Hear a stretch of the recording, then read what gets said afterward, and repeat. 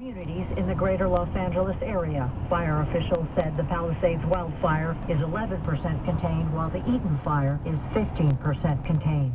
President Biden says Meta's decision to end its fact-checking program is, quote, really shameful. While answering questions from reporters Friday, Biden said the move will cause things that are simply not true to be read by millions of people. He added that it's just completely contrary to everything America is about. We want to tell the truth. Zuckerberg cited a desire to embrace free speech. I'm Lisa Curtin. Run a business and not thinking about radio? Think again.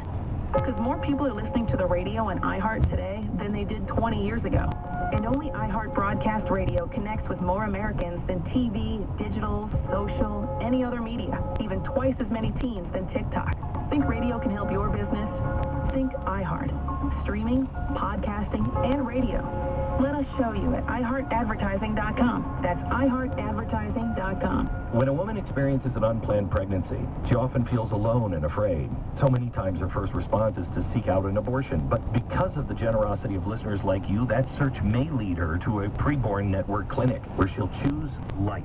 Not just for her baby, but for herself. Preborn offers God's love and compassion to hurting women and then provides a free ultrasound to introduce them to the life growing inside them. This combination brings the ultimate miracle of life to life, which is why Preborn saves 200 babies every single day. That changed my life. Just from that ultrasound picture, I'm going to keep my baby, and I'm going to keep growing, and I'm going to be a great mom. Your tax-deductible donation of $28 sponsors one ultrasound. And now through a match, your gift is doubled, saving twice as many babies. How many babies can you save? Please donate. Just dial pound 250, say the keyword baby. Pound 250, keyword baby, or go to preborn.com/Beck. Preborn.com/Beck. Sponsored by Preborn. You know, when you really think about it, we want to oppose the centralization of power. We want to create obstacles to tyranny. There he goes again, being prudent. The Constitution isn't about procedural niceties. Stating facts. It's not a great philosophical document like the Declaration. And using common sense. It's a governing document. If he keeps this up, he'll be Employee of the Month. Sean Hannity, afternoons at 1. News Radio 690 KTSM. News Radio 690 KTSM.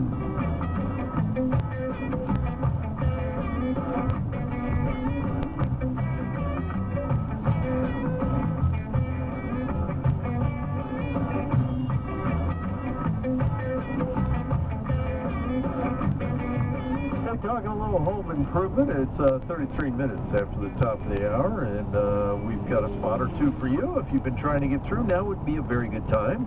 It's 800-823-8255. Feel free to jump on board. We'll talk about your project or maybe an issue you're having around your home. And to the phones we go. We got Don. Don, welcome. Yes, good morning, Gary. Thanks for taking my call. You bet. I have two different issues, and they're both related to snowfall we had. This is in Mentor, Ohio. We had about maybe 2.5 feet of snow, and for the first time in many years, I had tons of icicles. Mm-hmm. And I was wondering what type of gutter heat strip, or would that help, or if I just let the icicles go through its process, should I be worried about damage? Well, yeah, that's always a concern. It's always a concern. So, first of all, let me give you the bad news first. It's probably too late to worry about putting a heating coil on that. That really needs to be done before the snow, okay? So, but there's other solutions, okay? And the reason... You got a lot of snow still left on the roof. If you had 2.5 feet, you probably got snow still on the roof, right? No, that snow is gone, and there's some lighter snow now. So this is something I would attempt in the spring and summer. Okay, so the good news is that most of the snow on the roof is gone, because where you really get in trouble is when you get snow melt on the roof, it goes down, gets in the gutter, can't get out of the gutter, because it freezes or they're clogged with leaves or whatever the case may be. And there's an overhang. So when you think about your roof, it's over the attic, it's over the house. the heat eventually gets into the attic. And if you have good ventilation, the snow stays on the roof longer. If you have bad ventilation and maybe not enough insulation, the snow melts faster. When the snow melts faster, I always tell people, just look at your roof now. If everybody in your neighborhood has snow on the roof and you don't, you probably need to look into insulation and ventilation. But as that melts and it gets down to that overhang, there is no house over it, there is nothing warming that area, slows down the mitigation of the water, and it freezes in the gutter.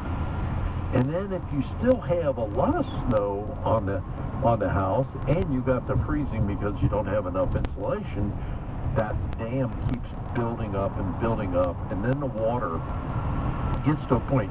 There's nowhere to go but up the roof. And when it goes up the roof, it goes under the shingles. It can cause a leak on the inside of the house. So if there is no more snow up on that roof, or a limited amount of snow, you can start the process of trying to melt the ice that's in the gutter. And an old standby solution for that is get a pair of pantyhose and fill each leg with some ice melter.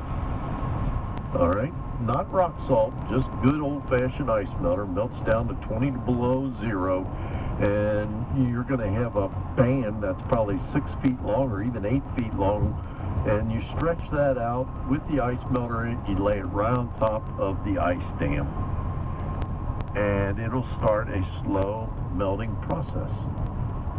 And you can knock the icicles off when you get to a point where it starts getting lower. They may fall off faster and easier, but that's how I would get them out now. And then you're right, next fall, if you want to eliminate that problem, you get some gutter cables, sawtooth pattern up on the roof, a coil down in the gutter, a little bit down the downspout, and that just warms that whole area to about, I think, 37, 38 degrees. And Gotcha. it just minimizes, it creates that heat so the water keeps flowing. And do the whole length of the gutter, like maybe, roughly 30 feet or whatever it is. Right. And you can even have an electrician put an outlet up there with a temperature sensor and a moisture sensor. So when it gets down to, sub 40 degrees, it turns those on. Gotcha. So the other issue is that because of the amount of snow, it's a split level house, so the higher level stack that comes through the roof, it must have got somewhat plugged, and I could tell that the toilet was sucking for air. So is there something to